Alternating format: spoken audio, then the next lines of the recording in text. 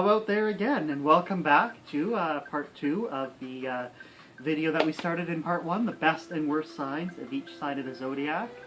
And now we will begin with Cancer. So, what's, that is a bad quality of Cancer. We might as well start off with the bad, and then we'll work our way into the good. That way you'll feel better. Yeah. When Cancer's watching, yes. then you got, like, you know, the icing's coming, okay? So we're going to sugarcoat it after. But they can be very, very dramatic or sad. Very, what's the word?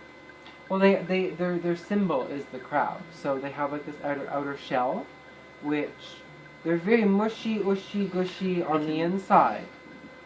But you'll be damned to know that, because they don't open up to that often. Because, you know, when you open up your mushy, gushy side, pelicans and birds freaking feast on. Like, you know what I mean? Like, it's just, and they know the harshness of the world, because I'm pretty sure they've complained about it enough. Right? Yeah, but once you get to know them, then they can't. Yeah, can't give out enough emotion. They just.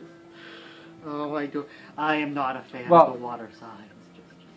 He should know the positive aspect to this. Like, someone in your family is that. So I mean, you know kind of the inner, and like when you're in their knit group of family and like loved, then like they will show you that kindness and compassion.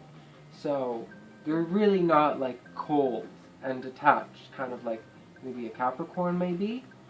They do have that inside of themselves. Like if you're thinking it's not there, it's there.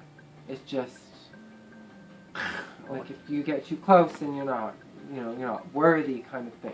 You might get the lobster clamps. Right? Well, Capricorn is the opposite of Cancer, so that would make sense. But yeah, they can be true to themselves, and they're probably not going to lie to you too often. So it's, there are some good things about being a Cancer as well. And then that brings us into. Oh, but we didn't mention them. They're ruled by the moon. Oh, right. Which is nurturing. It's like the mother. It's the only sign ruled by the moon. Yeah, and it's the mother. Like the sun represents kind of like your ego or your individualism, if that's a word, your individual character. And not only that, but the father. And the father and the mother come together to create you. That's why you have a sun and a moon within you. And so you, even if you are masculine, like you're a male, you still have a feminine counterpart in your chart, being your moon or your mind. And same if you're a female, you have a sun sign, which is your masculine portrayal, or how you really come off. Yes, you do. And then so beside the moon comes the sun. And what does the sun rule? Leo. So, Leo, it's a fixed sign. It is fire, and it's ruled by the sun. So, break all these things down. Like, fire is passion, and they have a lot of creativity and energy, charisma, that ability to lead. That fire, that drive, that passion, that really, like, everybody has, but a Leo really does portray that all the time. And yeah, then we bring into the sun. Like, well, that's a fire element as well. Is, if you really think about it. Made of fire, after all. Exactly. And the sun is your ego, or your pride, yourself, your heart. And a lot of, the lion and the heart. Like, what is the story? Like, I'm sure that goes back in time. Like, I'm not sure that I'm familiar with that story. But there must be an old story about that has to do with the lion. Was that the one where the... Or the Wizard of Oz? Like he just wanted a heart. Yeah. Courage. Like, Leos have courage. I think it even predates that. There was an original story. So when you think of the Wizard of Oz and Dorothy and all that magicalness, then think of the lion, the cowardly lion. Well, that's a Leo missing what their main component, their heart. And so what you saw in the movie with them, that's like the exact opposite.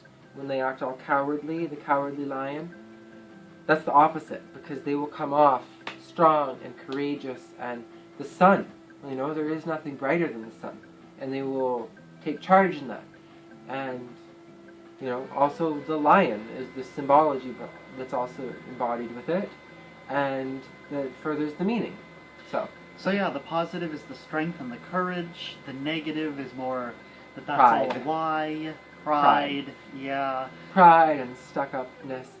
They Like, the whole celebrityism and like treating like idol worship, that is Leo, like the sun. Like thinking that they are the most important, or providing more, you know, worship, but just because of their so-felt entitlement, which they feel they have, just as being a Leo. Indeed, indeed. So, but they're really beautiful people. Like, I'm not trying to be all like, we're trying to show the positive and the negatives here. Like, they I are don't hate beautiful Leos. people. Like, No, they tend to be attractive, and they tend to enjoy their hair. That's the, you know, very much hair. cliche. They love hair. Like, this is not Leo hair. This is Taurus, Gemini. His asteroid Vesta is in Leo. That explains the hair. Yeah, maybe. In some way. So yeah, I guess we've gone over the positive, the negative, the rulership. Yeah. Shall we do Virgo? Okay. On to Virgo. Virgo, yeah. So, you know, what does it mean to be Virgoan? They can be a little fussy about things sometimes. That's a negative thing. They could be really into having things done their way. Practical energy. Yes, which is positive. Being really neat and tidy, that's positive too. Or negative, depending on how you look at it. Very busybody. They're ruled by Mercury, as Tristan said, and Gemini is ruled by Mercury, but in a different way. Gemini is like the child of the Zodiac, having the ability to communicate.